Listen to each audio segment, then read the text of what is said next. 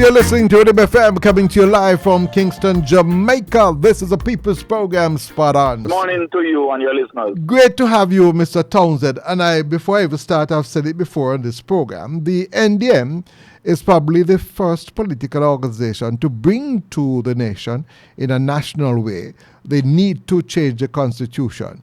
I would love to add that I was one of them who was out there, not a member of the organization, but I've been on platforms with yourself and other political organizations talking about the need to change the constitution. And what we have done, we have changed a little bit here and there, but basically we have the same constitution from 1962.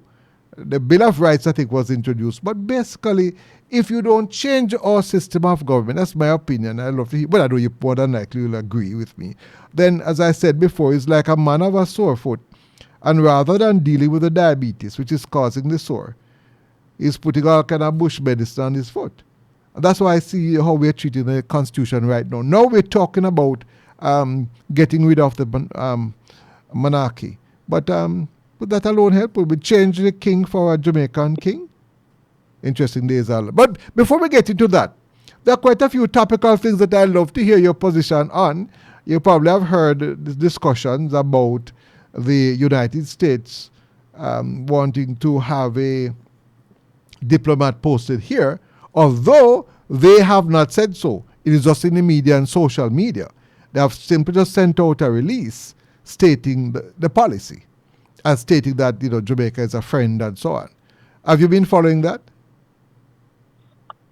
I've heard snippets of it. I've not been following it in depth. Yes. But what I do know is that when all countries with diplomatic relationships have a thing called diplomatic immunity, and I know that there are certain fundamental protocols and principles that have been established internationally, where it concerns the diplomats in a foreign country, and that there are waivers that are granted to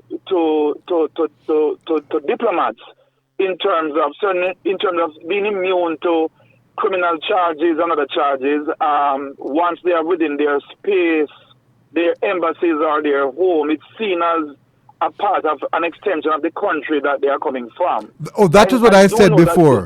That those parameters do exist, and I'm aware that there's some impasse or impasse between the United States and Jamaica now as far as some diplomat that is being posted here with a same-sex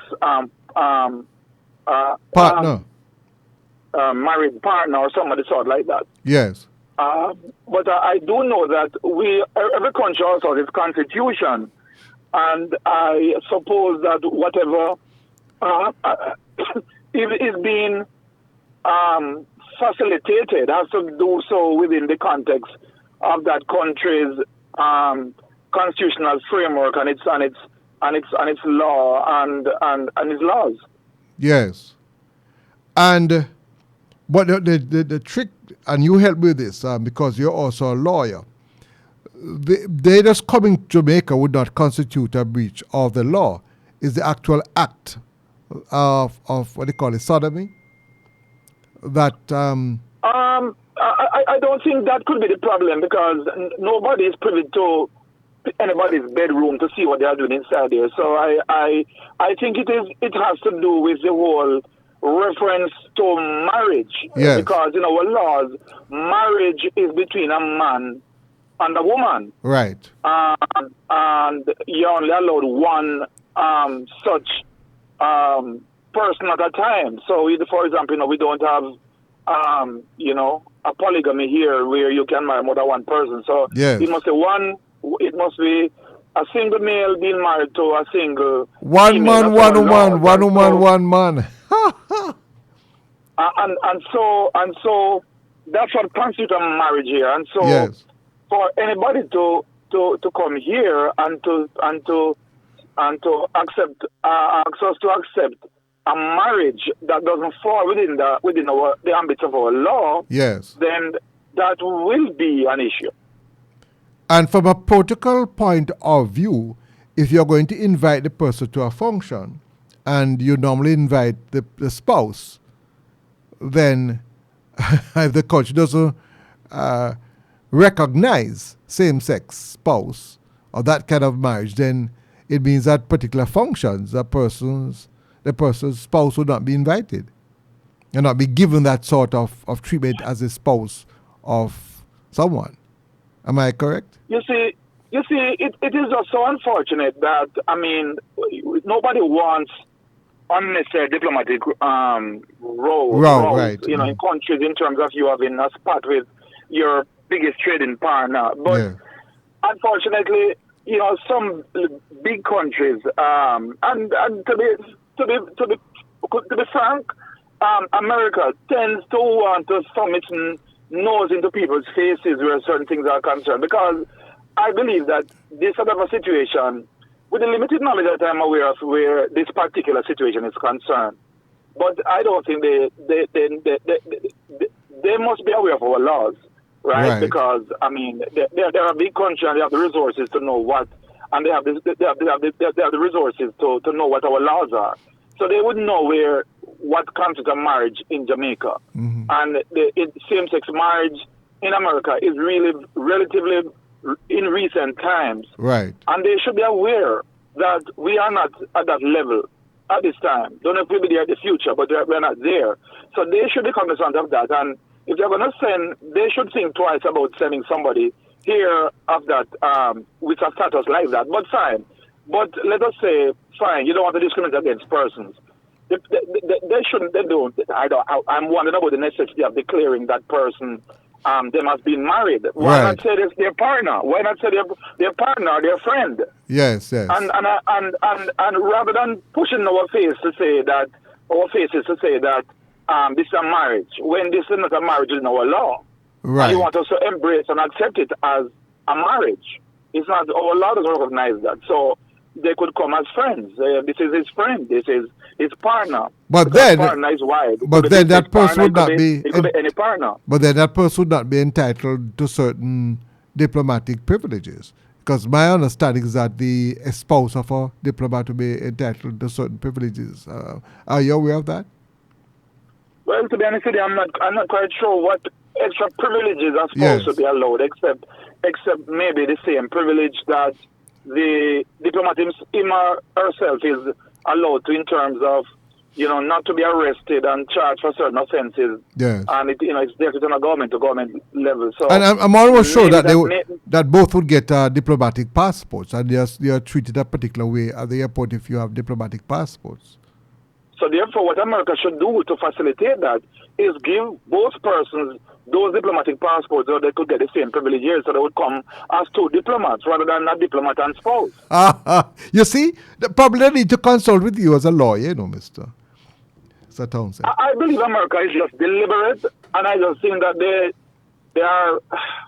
Should I say this? I just think that they are out of order. They just seem to take pleasure in imposing their will, their strength, their might, their powers upon smaller nations, and expect us to just roll over and just go with what they say.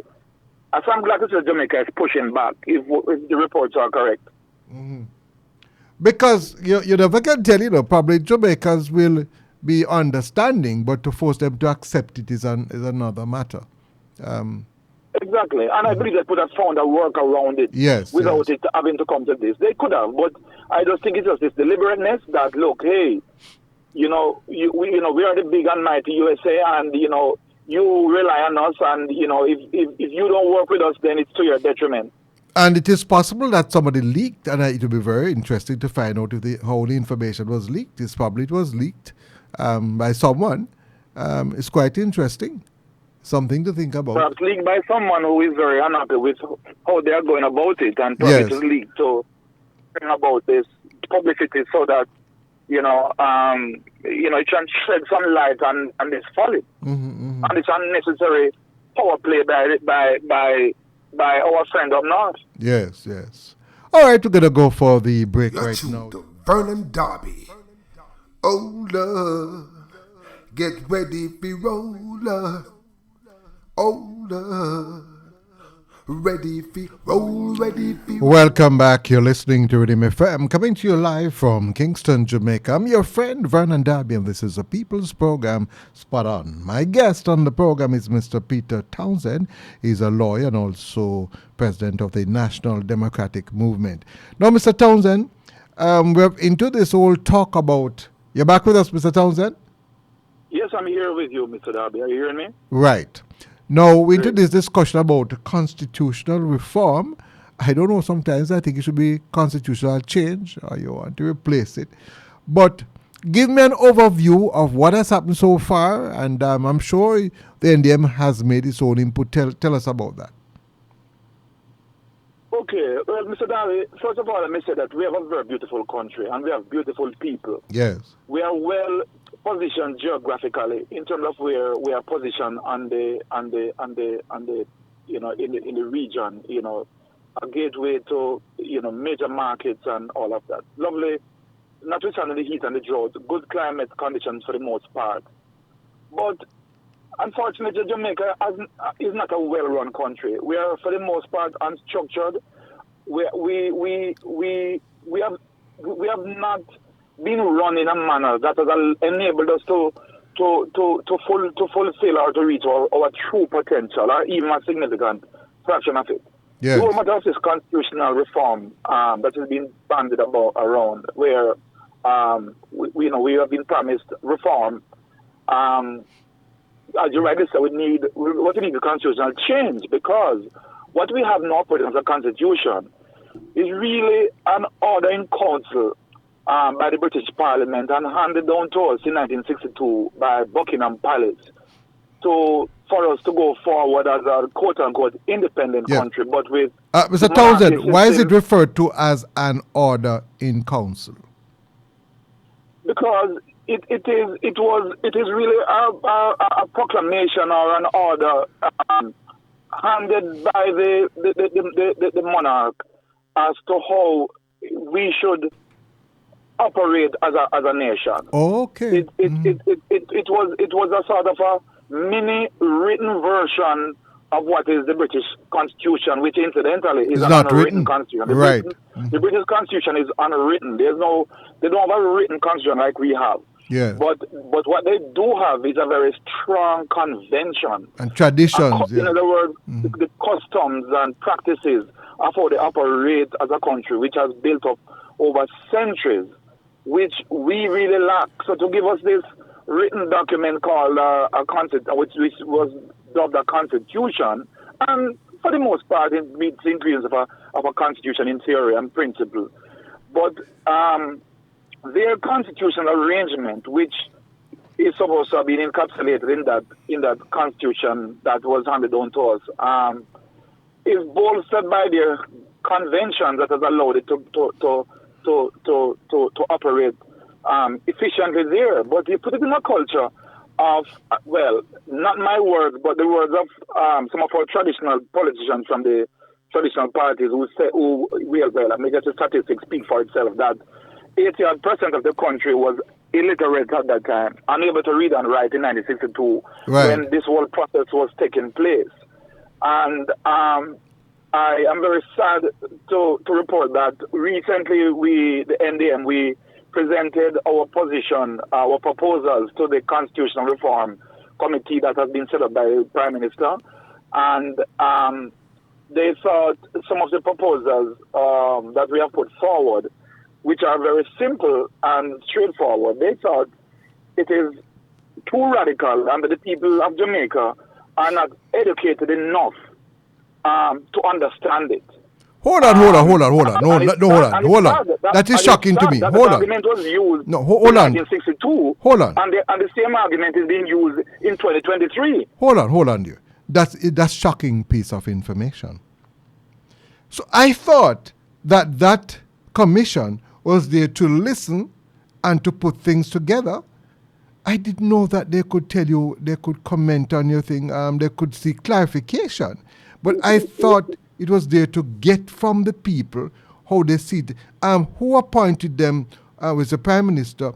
Are they representing a position? Because if they tell you that the people understand, then it means therefore they have taken a position already.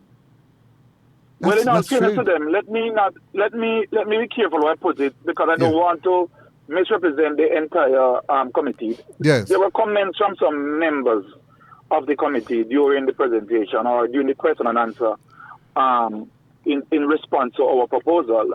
So it wasn't necessarily said by the chairpersons or a majority of the commission, but there was an indication from some members there that, look, these ideas are too radical. What we just need a little tinkering. We just need to Mr. Townsend, we just need to make some minor amendment to what we know and work with it, because anything more than that may be too drastic for the people. And I want to tell you, but Mr. Townsend, before you go further, if they said so, it is clear to me that rather than a commission getting the views of the people, they already have their positions.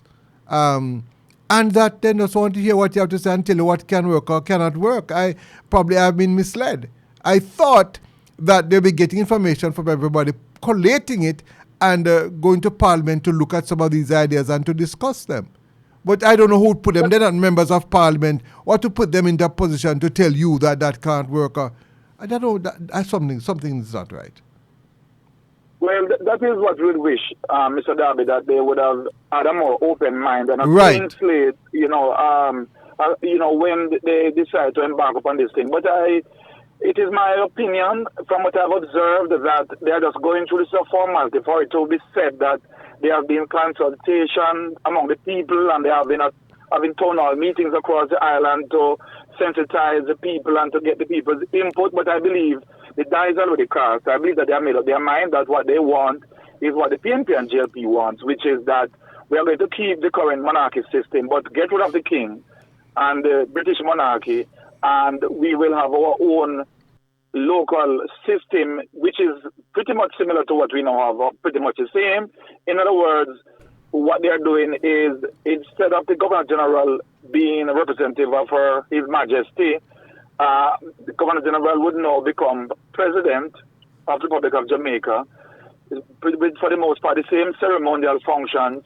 And as it is now, the Governor General is appointed by the Prime Minister on the so-called consultation of the opposition leader. Yes. And they are saying that what they are now proposing is going to be a big, brand new idea, they believe, in which the Prime Minister will nominate the person, and then the parliamentarians will vote on that person being ratified. I don't think that is a democratic enough process if we're going to call a republic, we need to have more democracy and not less democracy, because the current monarchical arrangement is not very democratic. I'm sorry to tell you that we have very little democracy in this democratic country. Our democracy is not strong, because how many people are elected in Jamaica by the people and of the people? Are your mayors elected? Are your mayors elected? The people do not currently elect any of our head of state. It is said that we have two head of state. One ceremonial one, which is the Governor General, and one which is the Prime Minister. None of the two are elected directly by the Jamaican people. Can you believe that? So who elect them now? Who elect them? Do not elect their Prime Ministers and their Governor Generals. Let that sink in. And the senators too. The senators... Sorry, could you repeat that for me, Mr. The senators are not elected either.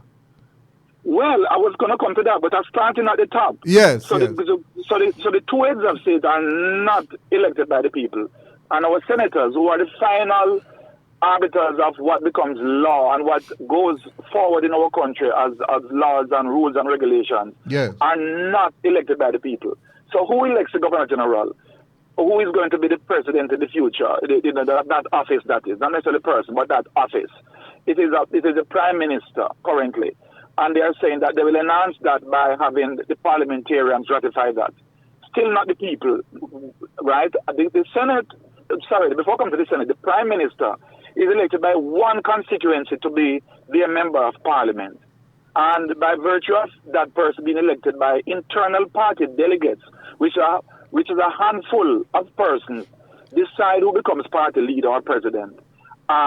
by virtue of that person winning their seat in parliament for one of 63 constituencies, they become prime minister for the entire Jamaica. When the people in the other 62 seats had no such choice. And then the Senate is appointed by two persons. The Prime Minister 13 appoints 13, and the opposition leader appoints 8. So the people have no say in that.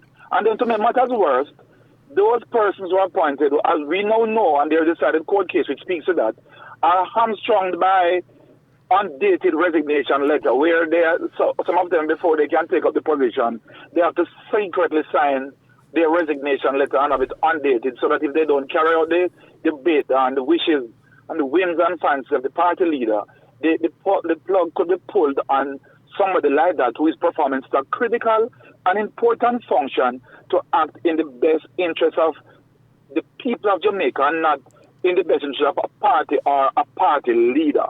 That is a serious indictment upon us. In a country in which we don't have the strong conventions that the British has, a country in which Anansiism is still in fashion, it's still in vogue. Are you there still? Yes, okay. I'm here, Mr. Darby. I tell you what. And so what we need is a real reform. We need real reform. Or we need let us get rid of this reform. We need a change of our constitution. We need for it to be revamped. We need drastic changes that the people directly elect their prime ministers. When the people go to vote, they must get a ballot to vote for prime minister. And the mayors too. A ballot to vote for their member of parliament, and a separate ballot to vote for their senators.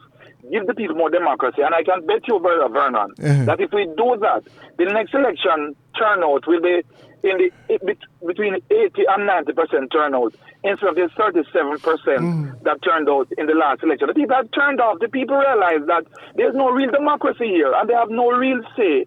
And it is sad because the 63% that didn't vote in the last election, when 37% voted, their taxes are still spent by the people elected by 37%. And so the tail is wagging the dog instead of the dog wagging the tail. And that cannot be a healthy and good situation for a so-called democracy. But then, why should Vernon Darby want the democracy when I can do what I want to do and run things the way I want to run it? You ever think about that? Well, unfortunately, when it comes down to that, if we're going to come down to that level where it is just running the interest of the minority, and the eat of food culture prevails at all levels of the society, is there any wonder that we have the chaka country that we now have?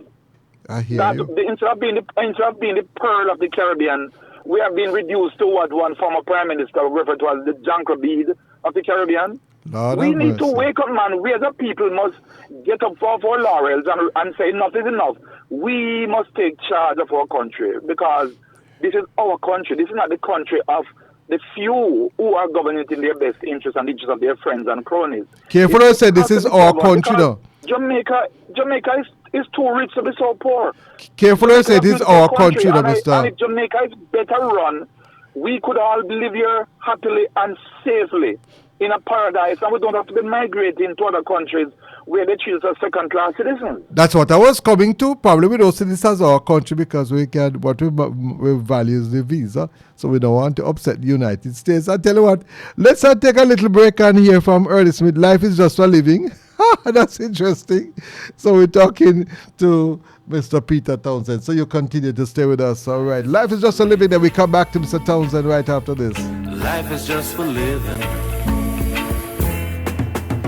See that cat sitting on the mat, thinking about what is what and who is who. That cat is me. That cat is you. See that guy staring in the sky, taking in the beat of the sun. He's having fun. That guy is me. That guy is you. Taking in today's vibrations, Tomorrow's coming down slow, taking it free and easy. That's the only way to go. Yes, I'd rather be me, rather be free, to be myself, my way, that's how it's got to be. This is the song that young men sing. Life is just for living. Life is just for living. Life is just for living. Feel like a star, leaning on the bar, rapping to my pals, rapping about the gals, bottle in my hand, living 'cause I can, taking in today's vibrations. Tomorrow's coming down slow, taking it free and easy. That's the only way to go. Yes, I'd rather be me, rather be free, to be myself, my way, that's how it's got to be. This is the song that young men sing. Life is just for living. Life is just for living. Life is just for living. Life is just for living. Life is just for living. Life is just for living. Life is just for living. Yeah, life is just for living. I wonder if it's just for living, but living how? Mr. Townsend. Mr. Darby, thank you so much for that refreshing song. You know, Life is Just for Living. From one of my most favorite Jamaican singer of all time, Ernest Smith. Very fantastic song, well-written song and well-delivered. Yes. That's why we'd love everything to be done in Jamaica. Well done, you know. But I don't think that is happening at all. But then back to the whole democracy. If in Jamaica our choice is between two parties, because the way the thing is set up, a party like yours and others really have a chance. But then we need persons like you and other parties to speak. You might speak for a very long time, but you never can tell. Both parties now will benefit from it, because it is clear that change is needed. The fact that more and more persons are becoming alienated from the system, the polls have shown that, but the polls actual when elections have shown that, and the polls have shown that. If the people become alienated enough, then that could have some political repercussions. We have seen it in various countries, seen it in Haiti, in Africa and other countries. When people feel as if they are part of the system, they'll probably value it more. While those who enjoy power can ensure that they'll be back in power. Because if the party chooses a particular leader, then so long as the party win, whether it's 20% or 10%, they're going to become the next prime minister again. But if the people elect the prime minister or the president directly, then just rallying around your two friends in the party can't help you. And probably that's why we don't have the kind of accountability that we need to have in Jamaica. Are the people ready for that, for the change? Or they don't, just like the man who had a sore foot, I take a kind of push and put on the sore foot and realize he need to control the diabetes. That's why he had the sore foot can get better. So you're right, Vernon. The people of Jamaica need to wake up, because other people feel that just by not showing up and vote, they are spiting the politicians. They are not quite doing so, because what's happening is that you're going to have the two parts of enough of a hardcore base, right, and diehards who will turn out. And as we have seen over the last few cycles, where in 2007 it was about 58%, by 2016 it was down to 51%, by 2011 rather, it was 51%. 2016 it was down to 47% turnout, and in 2020, last general election, it was down to 37%. And I'm not going to be a prophet of gloom and doom to predict it's going to come down to 27 next time around. But the fact of the matter is that if so many people opt out of the process because they feel that the government is not operating and functioning in their best interest, and they have opted out, and they refer to the government as the government them, as if the government is an external being to our country. then we are making a sad mistake, because guess what? We have to all pay our taxes, and they're going to still have control over our resources and our taxes to do as they please, and may not necessarily be in line with our priorities. And so we have to wake up as a people and have a strong interest in what is happening in our country, because it is in our best interest for our survival and our growth, for not just this generation, but those unborn. So we have to wake up and take responsibility by holding these people to accountability.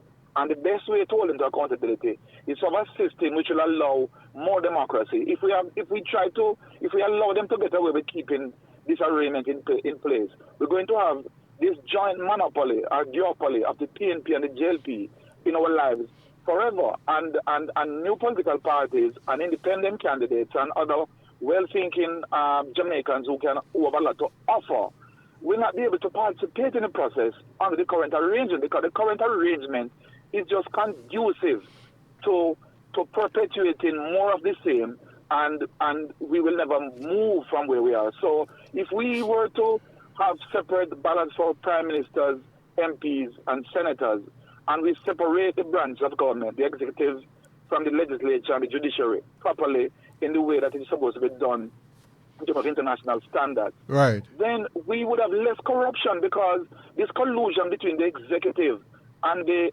legislature, where the prime minister and the cabinet members are a part of the legislature that's supposed to be the people's watchdog, who's supposed to have transparency and hold them to account.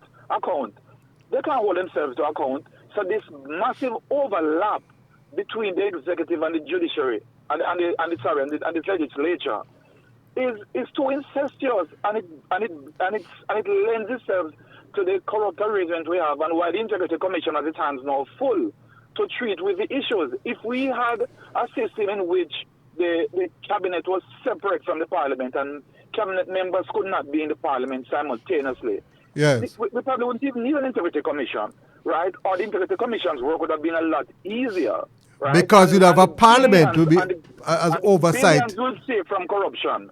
The billions we save from corruption could build more roads, more bridges, more schools, more health center, and give Jamaica a decent transport system. This ramshackle transport system we have, where when the British gave us independence and they gave us a JOS bus system, a proper urban omnibus service, and we run it down into the ground and replace it with a minibus system, and now with a road taxi, chaka ramshackle system. We are not serious, Vernon. But then the people are not serious either, because if they accept it, so what do you expect? If you give the people them garbage and they accept the garbage, then you probably continue to give them more garbage. It's a sudden indictment upon our people, and my people, I'm not insulting you, I'm just calling you to wake up. I'm calling you to stand. If you have cancer, the doctor tell you have cancer, that you can't say doctor insult you, but tell you the truth. You know? Well, that's it. You know, we have to look in the mirror and face ourselves and say, yeah, man, is this right? We have to be honest to ourselves, my fellow Jamaicans. And by the way, the points that are being made today should not be a NDM point or PNP or JLP point. It's a point that anybody should make, because corruption is not a PNP or a JLP or any color. Corruption is just corruption. And I love the point that you said. If we had a system which allows more accountability, the executive is different from the legislature, then there will be less need for the Integrity Commission. You probably still have it, but there will be less work. You know, it's amazing. Exactly. And less controversy, and less of this, this fight for scarce benefits and spoils carried on by hostile tribes at war. You know, we constantly at war. Doing the same thing. Yes. We can't keep doing the same thing, my fellow people, and expect a different result. It's going to be more of the same. We have to wake up and let go of our biases and our diehard, connection and the genetical connection to these two tribal parties. We're not going to stand up for Jamaica instead of PNP and JLP. When is it going to be all about Jamaica and about ourselves and about our generations to come in the future? We can't give them a baton like this. Look how good our relay teams have been over the years, both male and female in track and field. And they have mastered the art of passing a baton around. I tell you what. And improving and having world records. Right. But yet we can't do it at the political level because We just have visionless people. We're going to go for themselves and their friends. We're going to go for the break right now. You're tuned to Vernon Darby. Oh, love. Get ready for roller. Oh, love. Ready for roll, ready for roll, ready for roll. Vernon Darby, roll, ready for roll, ready for roll. Welcome back. You're listening to Rhythm FM, coming to you live from Kingston, Jamaica. This is the People's Program, Spot On. I'm your friend, Vernon Darby, and we have the president of the NDM on the line, Mr. Peter Townsend. Mr. Townsend? Yes, Mr. Good to have you. You know, have me kind of worried. No, we saying with all these discussions, we will just be tinkering with the Constitution rather than making major changes, and possibly we could make the change in such a way that Jamaica would be one of the first country in the world with a modern constitution, in a democratic country, ready to become a first world country, sir. I would have thought, Brother Vernon, that Jamaica under a young Prime Minister like Mr. Andrew Holness and a young opposition leader like Mr. Mark Golding would have been pushing in that direction to break away from the pack, right? And if you're going to get rid of the monarchy, that we're going to be a true republic. Only to find that these people think that to give the people the right to directly elect their head of state and to directly elect their senator, they think that this is too radical. And that all we need to do is make a little change of labels and to keep what the British gave us in 1962. It's a very, very big disappointment. And to that end, the National Democratic Movement and Up Jamaica, which is another local organization comprising Jamaicans who want, progressive change for our country, yes, the two organizations are joining forces to have an island-wide campaign. We've been going from to different various communities to have, town halls and church halls and schoolroom meetings to really engage the people and to have a serious discussion about the kind of constitutional changes that we need to have, a properly structured and a properly run country, so that we deserve more and we can get more for our people, and to make Jamaica much better than it is, because we really cannot continue like this. And so, listen out for us. We're going to be coming to your community soon. We're going to start this in the major towns in each parish for starters, and then we're going to be going further if the time allows us, that they don't have this referendum on us where they just give the people the choice of moving the monarchy. And because simply removing King Charles is not going to solve our problem, because King Charles is not our day-to-day problem we have in Jamaica. He's not the source of our crime wave. He's not the source of our ramshackle transport system and our other economic issues. So you're going to move King Charles now and put King Darby, and probably King Darby have the same color as King Charles and mine and everything. That would be interesting. You see, Brother Vernon, our politicians, unfortunately, want to enjoy the trappings that comes with the Westminster model. You mean that our colonial masters enjoyed? Yes, they want to be our backers. That is very interesting. And that is not helpful to the people of Jamaica at all. So if we're going to get rid of the Baka Masa and the Anantism, which is a deadly combination, we need a fresh start. We need a break.